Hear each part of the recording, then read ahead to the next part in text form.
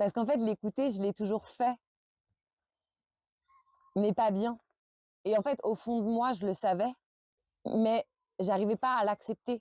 On disait que c'était pas possible. Aujourd'hui, on voit des gens sur des épreuves et c'est possible. Alors, il y aura toujours des gens défendeurs qui vont dire oui, mais c'est pas possible sur les plus grosses épreuves. Peut-être qu'ils ont raison. Bonjour, moi c'est Miju, je suis une des cavalières du Weight Challenge 2024 et j'ai re-signé pour l'édition 2025 avec beaucoup d'enthousiasme. Donc mon poney c'est Hurlevent des Nouettes, il prend déjà 17 ans cette année, 16 ans et demi de vie commune et j'espère encore de nombreux autres. Ma saison 2024, ça a vraiment été une sortie de zone de confort et juste une prise d'expérience incroyable. Je pense que j'avais perdu un peu le plaisir du CSO parce que je me mettais trop la pression. Et le fait de retourner faire du CSO en cordelette, j'ai juste kiffé tous les tours qu'on a fait en fait. Et je pense que les photos en disent long, j'ai le sourire jusqu'aux oreilles et on a vraiment partagé des trucs de fou. Lui et moi, on s'est vraiment éclatés et on a fait que progresser sur chaque concours. Et je me suis bien rendu compte que la marge de progression, elle peut être encore assez grande. Et en plus de juste du concours en lui-même, faire partie de l'équipe Weight Challenge, ça m'a énormément apporté humainement parlant. Et du coup, j'ai eu super envie de re-signer pour une deuxième édition et de faire encore partie de ce mouvement, de cette sororité, parce que bon, actuellement, on n'est que des femmes, mais de cette sororité autour du bien-être équin et de voir jusqu'où on pouvait aller ensemble. Qu'est-ce qui m'a le plus marqué en 2024? Je dirais ma première victoire en cordelette, parce que c'était une vitesse et clairement faire le meilleur chrono de l'épreuve sur une épreuve vitesse en cordelette et d'avoir une cavalière qui était une ancienne cavalière de Grand Prix qui a fini deuxième, qui vient me voir et qui m'a fait franchement, je ne comprends pas comment j'aurais fait pour aller plus vite pour te battre. Bravo. Ben ça fait plaisir, voilà. Et sinon, évidemment, les championnats de France. Enfin, ça a été une expérience de dingue parce que concourir seul toute l'année en cordelette, c'est une chose, mais concourir tout ensemble sans mort au championnat, c'était juste une expérience de fou. Enfin, ça fait un petit moment que j'expérimente le sans mort et que je faisais de la cordelette pour le fun. Et je faisais vraiment ça à titre personnel. C'était un peu entre moi et moi-même, mes petites expérimentations. On est vraiment dans une période de transition dans l'équitation. Et le fait de rejoindre un collectif et qu'on soit plusieurs à vouloir défendre la même chose et montrer la même chose, ça m'a évidemment fait évoluer dans ce que je voulais montrer. Moi, mon discours, c'est pas du tout de dire moi, ce que je fais, c'est mieux que les autres et les autres, s'ils font pas comme moi, ils ont tort. Mais par contre, j'ai vraiment envie de montrer qu'il y a autre chose qui est possible et qu'on peut justement vouloir aller vers plus de bien-être, plus de respect des 3F, moins de contraintes de manière globale, plus d'écoute de nos chevaux, sans pour autant faire une croix sur la compétition, sur le sport. Moi, je condamne pas les outils, je condamne la manière dont ils sont utilisés. Je pense qu'il y a des disciplines qui, effectivement, dans leur évolution au fil des années, sont devenues d'une certaine manière de plus en plus abusives, alors que de base, le sport, ça peut être quelque chose de très beau. Et que mettre des chevaux dans des petites boîtes, comme j'ai pu le faire personnellement pendant des années, ça le rendait pas plus performant, au contraire. Et au final, il a jamais aussi bien récupéré sportivement que depuis qu'il vit dehors. Et il a jamais eu autant envie de se donner que depuis qu'il a le choix. J'ai pas envie de donner raison aux gens qui disent qu'il faut même plus monter dessus. Parce que c'est pas ça la solution. Par contre, je pense que la solution, c'est qu'il y a un entre-deux qui est possible. Entre le sport à l'extrême qui en vient à être de la maltraitance et faut surtout même plus y toucher, même plus monter dessus, même plus rien du tout. Je pense qu'on peut couper la poire en deux et s'y retrouver, mais il faut remettre le cheval au centre de l'équation, qu'est l'équitation, et ses besoins, en fait. Répondre à leurs besoins et leur demander, effectivement, de jouer avec nous, mais pas juste être dans la contrainte et dans la soumission pour obtenir des choses qu'ils n'ont pas envie de nous donner. Le challenge cette année, finalement, on va le faire autrement. Ça va pas être jusqu'à quelle hauteur on peut aller, c'est jusqu'à quel point la cordelette on peut ne pas y toucher. Et donc, c'est finalement ce challenge cette année. Je pense que sur 95, c'était vraiment la bonne hauteur, la bonne maîtrise. Sur 85, j'ai juste envie de réussir à performer en montrant que la cordelette est là juste pour un niveau de détail, pour parfois remettre un poil d'équilibre, pour parfois une courbe compliquée et peut-être même juste pour la décoration si j'arrive d'ici là. Notre premier concours de la saison, on a fait la 75 cm sans toucher à la cordelette et il a été fantastique. Aujourd'hui, on n'est pas capable d'aller jouer un chronomètre sans toucher à la cordelette. Mais on est capable de faire un sans faute. Et cette année, c'est une année d'expérimentation pour nous. Mon objectif, si j'y arrive, c'est de réussir à la meute à faire du sans faute, sans toucher à la cordelette et en jouant le chrono si on y arrive. L'année dernière, j'ai beaucoup souffert finalement des critiques et des gens qui disaient « Ouais, mais en fait, avec la cordelette, vous étranglez vos chevaux et en fait, c'est notre forme de maltraitance et que sais-je ». Je pense que la trachée de mon poney va vachement bien, mais je vais prouver à tous mes détracteurs que sa trachée, elle va vraiment super bien. Il a un collier décoration, d'accord? Regardez, je fais ça en cordelette, mais enfin, trouvez encore quelque chose à critiquer, bon sang! J'y touche même pas à la cordelette. Déjà, si je pouvais me donner un conseil, j'allais dire ce serait de l'écouter, mais en fait, c'est pas vrai, ce serait de m'écouter. Parce qu'en fait, l'écouter, je l'ai toujours fait, mais pas bien. Et en fait, au fond de moi, je le savais, mais j'arrivais pas à l'accepter. La déconstruction de l'équitation classique a été longue, et pendant trop longtemps, j'ai cru que je devais choisir entre faire du sport et faire du sang mort. Je pense qu'on peut vraiment traiter nos chevaux avec beaucoup, beaucoup plus de respect et d'écoute et de liberté. Et ça veut pas dire qu'à côté de ça, on peut pas aller performer en concours. Et je pense que j'ai mis longtemps à m'en rendre compte parce qu'il y avait vraiment deux camps. Et en fait, moi, j'ai un drapeau blanc, je suis la Suisse maintenant. Je veux faire partie d'aucune équipe, en fait. Enfin, si, l'équipe du White Challenge. Mais je veux pas devoir choisir entre performer sportivement et respecter les besoins fondamentaux de mon cheval. Et pendant trop longtemps, on m'a fait croire que ça pouvait pas coexister. Et pendant super longtemps, alors que je tournais en compétition à un certain niveau, il y avait les jours sans mort et les jours avec mort. Et en même temps, je commençais à toucher du bout des doigts que j'essayais d'allier les deux. Et en même temps, j'avais du mal à ouvrir la porte qui séparait les deux. Pour ce qui est du cadre de vie, honnêtement, j'ai toujours voulu lui offrir mieux. C'est juste que quand j'étais plus jeune, j'étais pas totalement décisionnaire de son cadre de vie, parce que c'était pas moi qui payais la pension. Et puis parce qu'il y avait une forme de c'est la personne chez qui je suis depuis que j'ai 5-6 ans, donc c'était difficile de partir.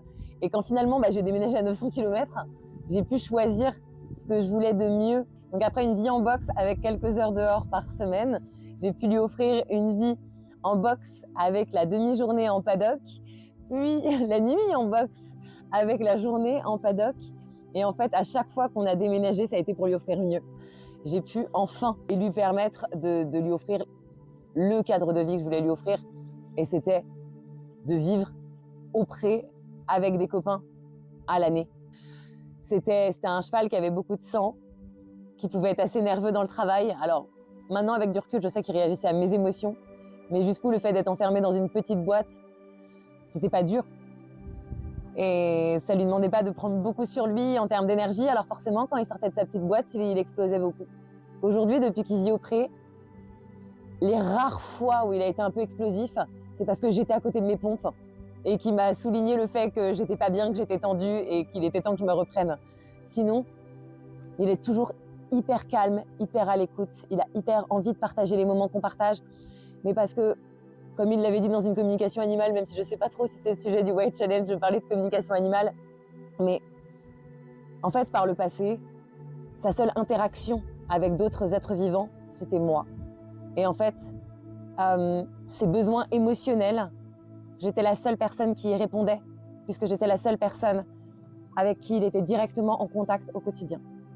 Et d'une certaine manière, c'était très dur émotionnellement pour lui, parce que déjà, il se privait de me dire parfois « merde », parce qu'il avait peur de me décevoir et que je mette de la distance entre nous alors que j'étais sa seule interaction avec un autre être vivant. Et du coup, il pouvait pas parfaitement répondre à ses besoins sociaux, tout court.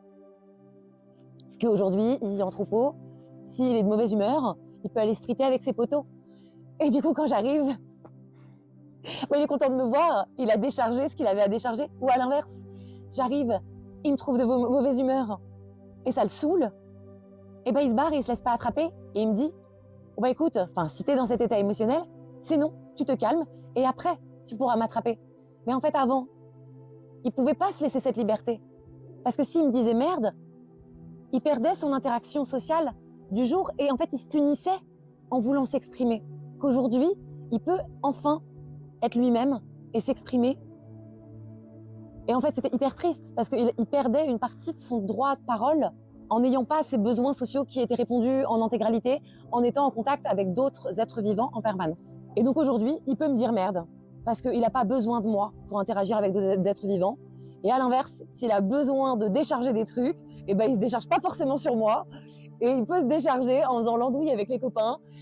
C'est pas ce qu'il m'a dit, pas comme ça. C'est parce qu'il m'a dit non que j'ai tout remis en question et que j'en suis là où j'en suis aujourd'hui. D'une certaine manière, j'ai toujours eu un gros problème de contrôle dans ma vie. Et je pense qu'en tant que cavalier, on est très nombreux à avoir ce problème de contrôle. Et c'est finalement comme ça qu'on se retrouve en conflit avec ceux qu'on considère comme nos meilleurs amis. Et que c'est finalement en lâchant le contrôle dans ma vie et en lui lâchant la bride que j'ai réussi à atteindre un niveau de complicité et de liberté avec lui, mais aussi juste dans ma tête que j'aurais jamais pu atteindre autrement. Et que finalement, le travail que j'effectue avec lui, je l'effectue dans le cadre de ma thérapie. Et que plus je lui laisse le droit de dire non, plus je me rends compte que moi aussi, dans ma vie de tous les jours, j'ai le droit de dire non quand il y a des choses qui me conviennent pas. Et pareil, avant, je croyais à tort que le laisser s'exprimer, le laisser dire non, le laisser dire pas aujourd'hui, c'était le laisser gagner. Et que donc, s'il disait non aujourd'hui, il dirait plus jamais oui. Mais en fait, c'est pas vrai. Moi, c'est pas parce que hier, j'allais pas bien et j'avais pas envie de sortir de mon lit que demain, je suis pas capable d'aller bosser comme une malade. Donc, pourquoi, si nous, en tant qu'êtres humains, c'est OK, pour eux, ce serait pas OK. Il y a des jours, il n'y a pas le choix. Mais ça veut pas dire que certains jours, on peut pas laisser du choix. Et plus on leur laisse du choix, plus les jours où il n'y a pas le choix, finalement, ils seront en mode OK, aujourd'hui, il faut, on va y aller. Pour une raison, j'allais dire que j'ignore, mais en fait, pas tant que ça. Je crois que toutes les personnes qui ont rejoint cet événement sont toutes des hypersensibles. Je me demande si, sans cette hypersensibilité, finalement, on aurait eu la capacité de tout remettre en question et d'en arriver là où on en est aujourd'hui avec nos chevaux. Je crois que toutes, avant de rejoindre ce challenge, on a toutes eu un déclic pour des raisons différentes, mais du coup grâce à notre sensibilité en fait. On a voulu remettre en question ce qu'on nous avait appris et la manière dont on interagissait avec nos chevaux. Et on en avait ras-le-bol, en fait. On voulait sortir de la contrainte et du conflit et on voulait juste être des petites filles qui jouent à Spirit, en fait, à nouveau. On avait envie de s'écouter, on avait envie de rêver et tout avant de se retrouver, on a tout eu le même cheminement. On n'a peut-être pas eu le même déclic, on l'a peut-être pas eu au même moment, mais en tout cas, je pense que sans cette hypersensibilité, on n'aurait peut-être pas voulu casser les murs de la boîte dans laquelle on nous avait mis en tant que cavalière pour en arriver où on en est aujourd'hui. Je dirais que c'est de l'hypersensibilité saupoudrée de folie. Parce que je pense qu'il y a quand même pas mal de folie, dans le bon sens du terme, dans cette équipe. On se marre bien, mais heureusement qu'il y a une ou deux personnes pour cadrer parce que il y a beaucoup d'ingérabilité dans le bon sens du terme. On se marre bien, mais les gens, ils ont l'impression que le truc le plus dangereux qu'on fait, c'est de monter en cordelette. C'est parce qu'ils nous ont pas rencontrés en vrai. Voilà. Je n'en dirai pas plus. Le plus dangereux, c'est pas le fait que les poneys soient en liberté, c'est les machins qui sont au-dessus et qui sont ingérables et qui sont en roue libre. Toutes, de notre côté, on était en train d'essayer justement de repousser les murs des boîtes dans lesquelles on nous avait mises et de se challenger à titre personnel en tant qu'humain et en tant que cavalière et dans nos relations avec nos chevaux. Et on s'est retrouvés pour essayer de pousser le challenge encore plus loin, en fait. Pour moi, il n'y a pas de limite. C'est jusqu'où on est capable d'aller dans la communication, dans la complicité, dans la liberté. Et moi, personnellement, vous ne me verrez jamais sur 130 en cordelette. Mais je suis sûre qu'il y en a qui en sont capables. Et j'espère que le challenge que nous, on s'est lancé, ça va inspirer des gens qui ont la capacité de faire beaucoup plus, à repousser encore plus les limites des possibles et à aller faire des trucs de fou, en fait. Parce que je pense que du coup, il n'y a pas de limite, que ce soit en termes de discipline, que ce soit en termes de hauteur, que ce soit en termes de communication. Il y a déjà des gens qui font des trucs de dingue, mais je suis certaine qu'on n'est qu'en train d'effleurer du doigt le champ des possibles et qu'on vient juste d'ouvrir une porte et on est au début de la découverte de ce qu'on peut faire autrement avec les chevaux.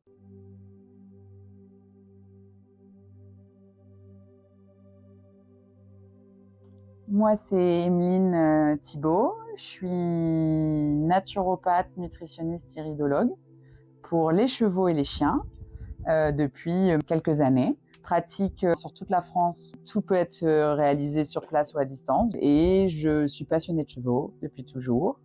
Je suis tellement passionnée de chevaux que j'ai décidé de ne pas les quitter et je me suis mis en couple avec un cavalier. Et on a récupéré un élevage familial et voilà, qu'on continue un tout petit élevage et où on essaye de faire quelque chose de différent. Nous, on a toujours fait déjà du sport différent, donc on essaye de faire de l'élevage différent. Et pour moi, c'était assez évident de faire de la naturopathie pour faire différemment. Alors, moi déjà, la démarche de faire ce métier, ça n'a pas été une recherche de métier. C'était un cheval qui est le seul cheval qu'on a à la maison qui n'est pas né à l'élevage, sur lequel on a commencé à avoir des problèmes physiques, de respiration, d'emphysème, qu'on m'a condamné en me disant qu'il fallait que je le change de région, que je l'arrête au sport. Corticoïde sur corticoïde. Et en fait, au bout d'un moment, je me suis dit, c'est pas possible, il doit exister d'autres solutions. J'ai essayé de trouver une naturopathe pour chevaux pour me faire aider, sauf que ça n'existait pas. Et il n'y avait que des formations pour devenir professionnel. Donc, je me suis lancée dans une formation pour devenir professionnelle, mais juste pour aider mon cheval. Et en fait, suite à ça, ça a marché. On a commencé à me demander et je me suis dit, en fait, je peux aller aider plein d'autres chevaux. Je peux montrer que ce que je crois profondément, c'est que c'est pas parce qu'on a toujours fait comme ça qu'on doit faire comme ça. Qu'on peut aussi se remettre en question, aller se poser des questions, regarder les choses, défocuser, c'est-à-dire aller regarder les choses vraiment de plus large, prendre du recul. Et voilà, moi je défends vraiment ça aujourd'hui, c'est que rien n'est jamais acquis, rien n'est jamais appris, on peut remettre en question, on peut apprendre jusqu'à la fin de notre vie. C'est-à-dire que pour moi, on peut faire du sport tout en aimant les chevaux, tout en les respectant, tout en ayant envie que ça soit des partenaires et pas des outils. Donc, j'écoute aussi bien les humains que j'écoute les chevaux avec la même dynamique d'empathie, c'est-à-dire d'essayer si on essaye de se mettre dans leur pompe et de regarder par leurs yeux, on voit les choses comment ? Donc, par les yeux des humains, par les yeux des chevaux, dans les pompes des chevaux et dans les pompes des humains. Voilà, et moi, un truc qui m'habite particulièrement, c'est l'authenticité. Parce que pour moi, si on revient aux bases, aux valeurs qui sont très souvent oubliées, déjà, on repart sur une bonne voie. En fait, je trouve que toute démarche qui nous amène à améliorer, réfléchir, essayer de remettre toujours le cheval et le bien-être au centre est bonne. Que ça soit d'enlever les morts, que ça soit de les garder, que ça soit de réfléchir dans des types de morts bien précis, que ça soit... Pour moi, c'est plus... Ce qui me plaît dans cette démarche, c'est pas que ça soit avec ou sans mort, ou parce que... Oui, nous, on a toujours aimé la différence, mais pas parce qu'on a envie d'être différent et de se mettre contre les gens ou de se mettre à part, mais juste parce qu'on a eu envie de se dire, il y a peut-être des choses qui existent dans la différence qui sont très intéressantes à utiliser et qui apportent. C'est ça que je trouve intéressant dans cette démarche. C'est ça qui m'a plu. C'est pour ces choses-là que je fais ce métier. Et donc, forcément, c'est dans ces choses-là que j'ai envie de m'engager. On peut toujours avoir des grandes théories ou des grandes idées. Tant qu'on ne les a pas essayées, on ne sait pas. En fait, il faut aller dans l'action, il faut aller dans la pratique, il faut aller dans la matière. Et il n'y a qu'en faisant qu'on y arrivera. On disait que ce n'était pas possible. Aujourd'hui, on voit des gens sur des épreuves et c'est possible. Alors, il y aura toujours des gens défendeurs qui vont dire oui, mais ce n'est pas possible sur les plus grosses épreuves. Peut-être qu'ils ont raison. Mais peut-être qu'ils ont raison et peut-être que ce qu'ils disent, ça se tient. Et je suis prête à l'entendre et moi, j'adore les débats. Et peut-être aussi qu'on peut essayer et voir ce qui se passe et se donner raison ou se donner tort. Voilà, c'est vraiment ça pour moi qui doit s'appliquer dans tout et dans toutes nos vies. Nous, on a déjà une démarche sur tous nos chevaux de mort simple, de pas de muserolle depuis des années. On a déjà toute une réflexion et Je ne sais pas si j'irai dans la démarche perso de l'enlever. Peut-être plus par manque de temps, parce que je pense qu'il faut du temps à accorder pour aller vers des choses et que c'est comme quand on fait une transition pieds nus. Si on presse la transition pieds nus, on pourra aller dire que c'est pas possible de transitionner un cheval pieds nus. Si on presse une transition vers la cordelette, forcément, on va aller confirmer qu'on peut pas transitionner et monter en cordelette. Par contre, si on prend le temps et on accorde, et voilà. Et moi, c'est peut-être ça qui me manque pour le faire. C'est peut-être parce que aussi Arnaud évolue sur des grosses épreuves et comme j'avais partagé avec toi, j'ai la réflexion de comment ça peut s'articuler sur les grosses épreuves. Mais moi, j'adore qu'on prouve que j'ai tort. Julien, on se connaissait d'avant, on avait déjà échangé. Je pense qu'il y avait, tout fonctionne toujours à l'instinct et au feeling. Il y avait déjà une démarche de réciproque de vouloir travailler ensemble. Donc il y avait déjà, je pense, ça qui m'animait.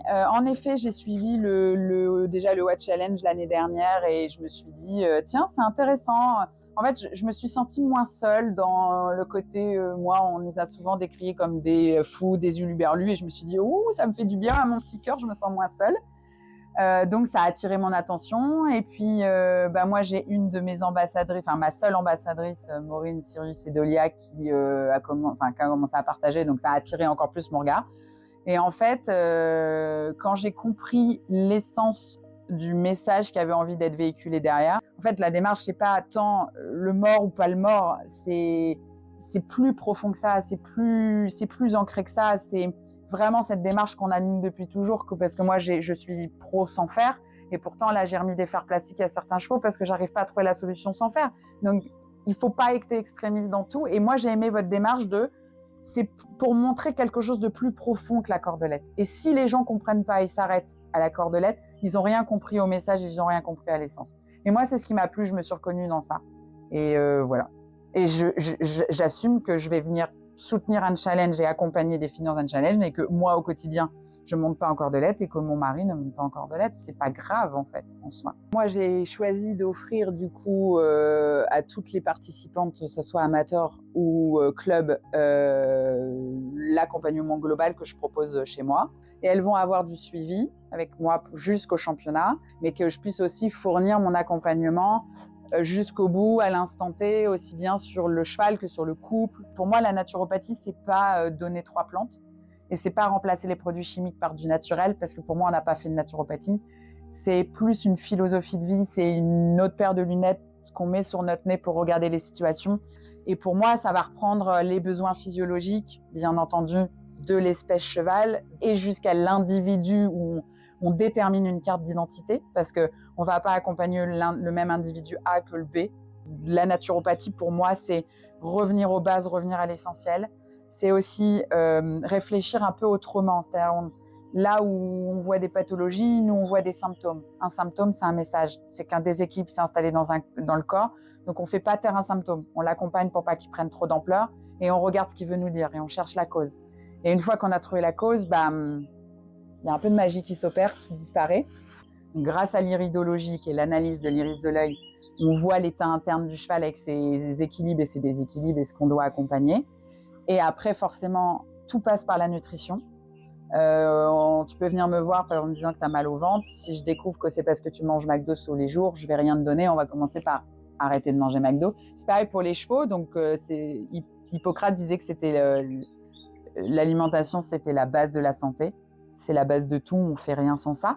Et puis après, bien sûr, on accompagne les déséquilibres ou les pathologies s'il y en a, avec, forcément, si on doit faire quelque chose, des produits naturels. Mais pour moi, c'est une médecine de prévention. Alors moi, je suis une grande optimiste. Je l'ai toujours été. Je vais continuer à l'être, malgré ce que j'ai traversé dans ma vie. Et je vois des choses bouger dans la filière, parce que là où nous, quand on sortait avec des chevaux non tondus, pieds nus, on disait que c'est parce qu'on n'avait pas le moyen de se payer une groom, c'était pas le moyen de se payer des fers. Et aujourd'hui, on vient nous demander pourquoi on le fait. Donc, c'est bien la preuve que ça a changé. Et moi, je préfère ne pas avoir de rancune envers ces gens-là ou en leur en vouloir, mais plutôt être fière de me dire, ça y est, les lignes sont en train de bouger. Et si les lignes chez les gens comme ça bougent, c'est que ça bouge au général. Rien n'est incompatible. Il faut juste pas se comparer. Comparaison est égale poison. Il faut tenir les lignes directives de ce qu'on défend. Et ça a plus de valeur. Et moi, je ne donne pas de commentaires et je critique pas ce que les autres font. Je préfère montrer que quelque chose peut être différent. Moi, je souhaite vraiment à ce programme qu'il y ait un engouement, pas un engouement pour un effet de mode, mais un engouement de prise de conscience. Et pour moi, c'est différent. C'est pas le nouvel effet de mode et je souhaite pas voir par contre de la cordelette partout à tort et à travers parce que là pour le coup ça m'embêterait d'avoir participé à quelque chose comme ça parce que c'est pas ce que j'ai envie de défendre. Par contre, si les gens ça leur permet de monter en cordelette et d'utiliser mieux leur corps, mieux leur équilibre à cheval et donc du coup de comprendre que rien ne passe par leurs mains et qu'après ils remettent un mort mais parce qu'ils ont compris qu'en cordelette on ne passait par leurs mains, moi c'est pour moi la mission elle est accomplie.